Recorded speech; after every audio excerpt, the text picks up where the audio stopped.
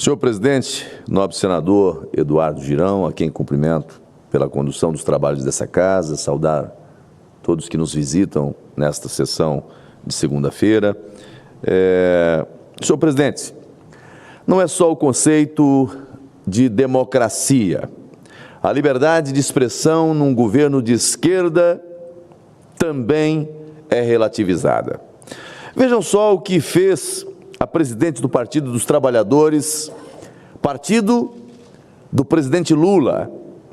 O presidente do PT instiga militância contra jornalista do Estadão. Gleisi Hoffmann compartilhou matéria com acusações falsas a respeito do processo de produção das reportagens sobre a dama do tráfico.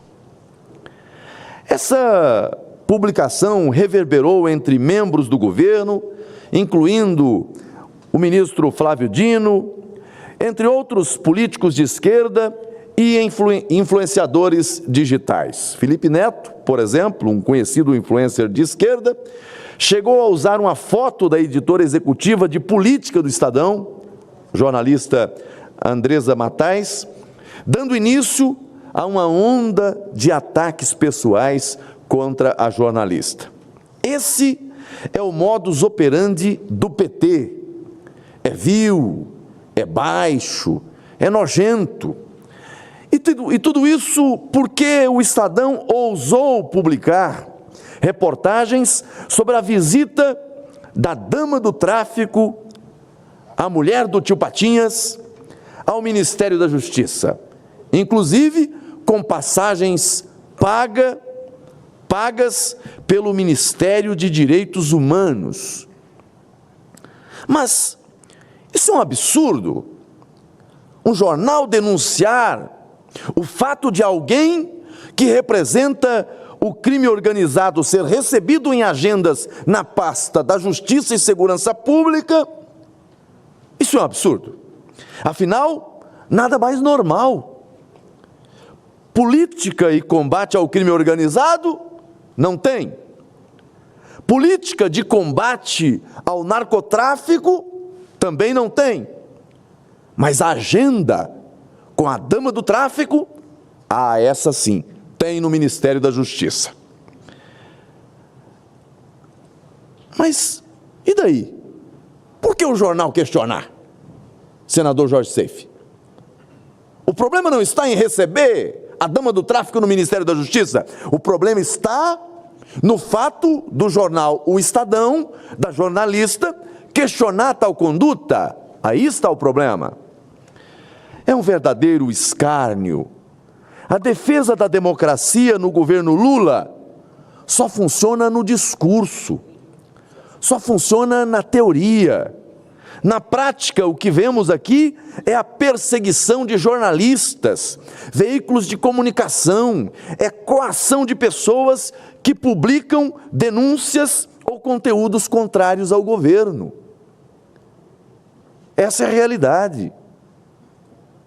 Dura realidade, triste realidade. No início de 2023, logo após eleito, o governo Lula iniciou uma perseguição imoral ao grupo Jovem Pan. A verba de publicidade do canal simplesmente desapareceu. Nos meses seguintes, houve uma escalada de censura, inclusive com pedido de cassação da licença da emissora da Jovem Pan, com base numa falsa acusação de desinformação e disseminação de conteúdos que eles chamam de conteúdos antidemocráticos. O professor e jornalista Pavinato também sofreu com isso, perseguição. Foi inclusive denunciado junto à Procuradoria Nacional da União de Defesa da Democracia, órgão da AGU. Está lá dentro da AGU. Um espaço cala-boca, um espaço de controle, um espaço de censura, criado pelo governo do PT, governo que diz defender a democracia. Uma instância para atacar os adversários, calar opiniões contrárias. O jornalista Alexandre Garcia, uma das figuras mais respeitadas da imprensa brasileira, reconhecido e respeitado no Brasil e fora do Brasil, também Alexandre Garcia, sofreu os reveses dessa máquina de destruição de reputações, de perseguição, de ataques. Também é perseguido por esse governo. Ninguém pode falar nada que desagrada a máquina, nada que desagrada ao governo, que a máquina do Estado parte para cima, é implacável. E eu pergunto, isso é democracia? Isso é liberdade de imprensa? Isso é liberdade de expressão? É claro que não, mas esse é o modelo de democracia que a esquerda defende. Esse é o modelo de democracia que o PT e seus aliados defendem. Tem muitos outros jornalistas perseguidos, eu podia citar aqui, tem até exilados por aí. Agora, mais uma vez, Gleisi, Dino, Felipe Neto e tantos outros espalham desinformação, porque é isso que fizeram. Quando Gleisi usa conteúdo para atacar a jornalista, está usando material de desinformação, manipulado. Serão enquadrados e punidos pela política de controle da mídia do governo do PT? Eu quero saber, alguém poderia me dar essa informação? Será que serão enquadrados e punidos pelo órgão de perseguição e controle do PT? Ah, certamente vão dizer que não foi bem assim. Não era bem isso, não foi o que quiseram dizer, na verdade foram induzidos em alguma coisa, certamente já tem algo pronto dentro do bolso, né, para poder... É a mesma coisa da história da dama do tráfico, né?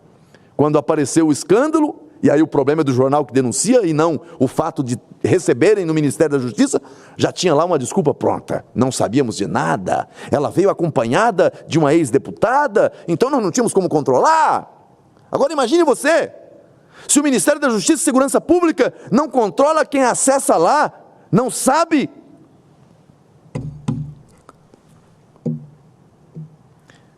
Aí fica difícil, né?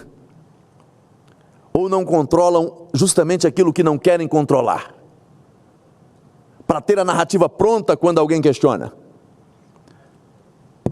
Essa porta dos fundos é complicada. Mas vamos em frente. Pergunto, não custa perguntar, senador Jorge Seife, será que Gleisi, a dama de ferro do PT, será enquadrada por desinformação pelo órgão de controle da mídia, o Ministério da Verdade do PT? Vai ela ser enquadrada? Vai Flávio Dino, vai Felipe Neto e os demais que espalharam desinformação? Bom, quem sabe daqui a pouco a gente não se surpreenda. Cabe ao jornal Estadão processar mesmo. Vi hoje a matéria que deve processar e tem que processar mesmo. Mas eu me permita sugerir aqui, a quem cuida da área jurídica do jornal Estadão, manda lá para o órgão de controle de conteúdos da AGU, esse órgão de defesa da democracia, manda lá também uma queixa, uma denúncia, para ver como é que vai agir em relação os companheiros e as companheiras do PT. Vejam o que vão fazer. Olha, o método da esquerda é esse. Quando não concorda com as críticas, parte para ataques baixos, ataca, agride, intimida e tenta silenciar. Esse é o método da esquerda. Só no Brasil? Não. No Brasil e fora dele. É o método, não é uma coisa impensada, é um modelo pensado, arquitetado, articulado, inclusive com a narrativa para fora. Para fora, nós temos que defender a democracia, o nosso discurso é a defesa da democracia. Mas dentro, persegue, maltratam, censuram.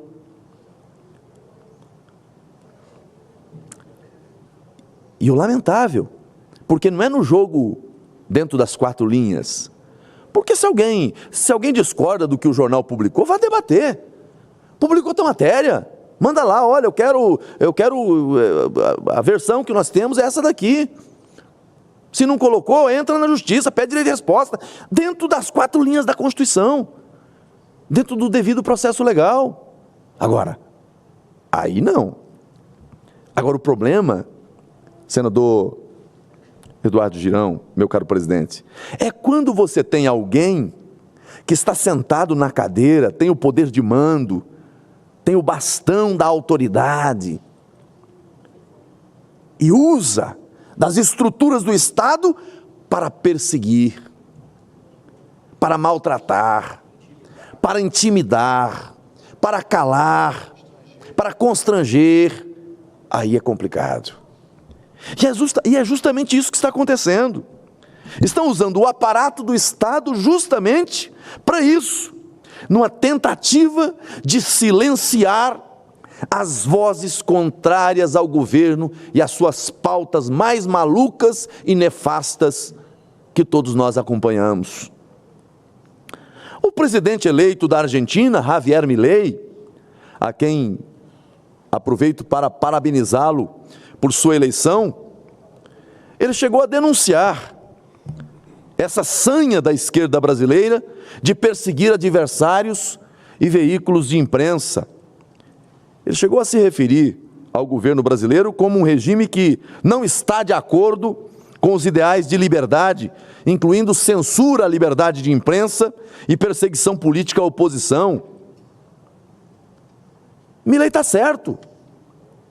Milei está certo, mas a luz no fim do túnel é a própria vitória de Milei na Argentina, apesar de todos os esforços contrários da esquerda, inclusive da esquerda brasileira.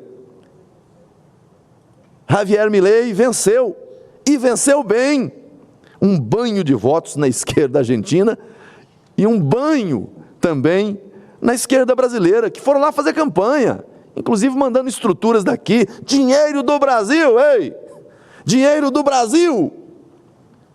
Sendo retirados daqui para poder financiar lá. Todo respeito ao povo argentino, que merece realmente um governo decente, um governo que cuide das pessoas, que cuide da economia. Eu vi uma frase, um dia eu vi uma frase do presidente Lula, na campanha, Seif. O presidente Lula disse o seguinte, uma frase, não, se o mercado está gostando do Bolsonaro, nós temos que fazer tudo diferente, porque nós não temos nada a ver com esse governo. Agora veja, hoje eu vi na Bolsa de Nova York, os ativos da Argentina, da petroleira e outras coisas mais, tudo subindo, valorizando. O povo argentino passando necessidade, indo dos supermercados não tem, assim, o Brasil viveu isso num tempo passado, aquela loucura, corrida ao supermercado, porque o preço que estava no dia seguinte você já não saberia mais como que estaria. Lá eles estão vivendo isso. E hoje amanhecem no país respirando esperança. O desafio de Javier Milei é fácil, é simples? Não, não é não. É um desafio grande. O país está quebrado. O país está numa situação difícil. Mas a eleição dele demonstra que esse discurso ultrapassado da esquerda está por um fio. O povo já não aguenta mais essa politicagem, esse jogo rasteiro, que ao fim e ao cabo só sacrificam os menos favorecidos. Eu vou concluir meu pronunciamento no dia de hoje, dizendo que não tem evidência maior de ataque à democracia do que a censura.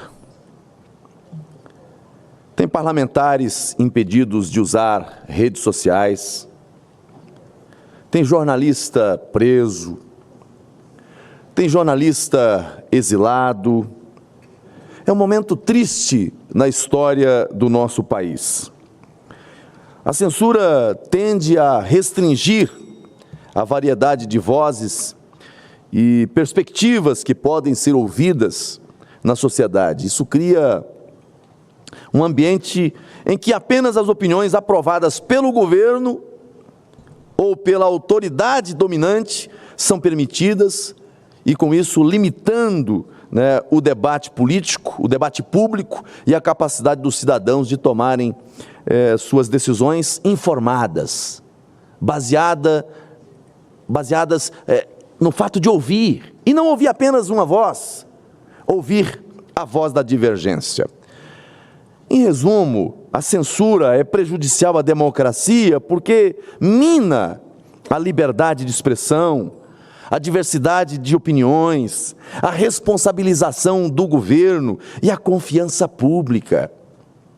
Para manter uma democracia saudável, é fundamental proteger e promover a liberdade de expressão e garantir que as vozes de todos os cidadãos sejam ouvidas, independentemente de suas opiniões ou afiliações políticas.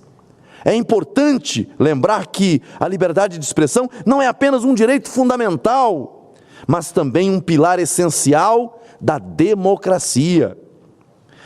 Eu posso discordar de quem pensa diferente de mim. Posso debater, sim, com qualquer um, sobre qualquer questão, mas jamais silenciá-lo. Mas jamais impedir o direito de o outro se manifestar de modo diverso ao meu. Isso é democracia, isso é liberdade de expressão. Tantos falaram, senhor presidente, eu concluo aqui de verdade, tantos falaram do Bolsonaro, criticaram sua relação com a imprensa que o perseguiu, que o maltratou, e ele também, em dados momentos, deu chute na canela, às vezes até em situações que quem era mais próximo dele, presidente, mas nunca se ouviu dizer que no governo do presidente Bolsonaro alguém tenha sido perseguido ou impedido de exercer o seu papel, que alguém tenha sido silenciado. Não foi no governo do presidente Bolsonaro que criou um órgão cala-boca da imprensa. Não foi no governo do presidente Bolsonaro que se criou o Comitê da Verdade da Imprensa, da liberdade vigiada ou da liberdade controlada, o controle social da mídia. Não foi no governo do presidente Bolsonaro. O Ministério da Verdade não foi no governo do presidente Bolsonaro. Pelo contrário, o presidente Bolsonaro sempre defendeu, mesmo tendo a postura que teve, e é preciso olhar para a situação entendendo como ele era tratado. Eu vim da imprensa, vou defender sempre o direito profissional da imprensa, a liberdade de expressão, a liberdade de manifestação do pensamento. E Girão falou certo aqui, não é a defesa do Estadão, nesse caso da Glaze, é a defesa, sobretudo, da profissional de imprensa. Pode-se discordar dela, mas é preciso defender o seu papel, a sua dignidade, a sua honra, o seu profissionalismo. Mas, repito, Bolsonaro não criou nenhum órgão de controle da mídia. É justamente esse governo que vem com o discurso de defesa da democracia que cria órgão de censura, de controle, cala a boca dos adversários, porque os aliados podem falar o que quiser. Senhor presidente, ontem foi na Argentina, vitória de Milei, da direita. Em 2024, Trump nos Estados Unidos. E em 2026, com Bolsonaro no Brasil. Pela liberdade e pelo progresso de nossa gente. Muito obrigado.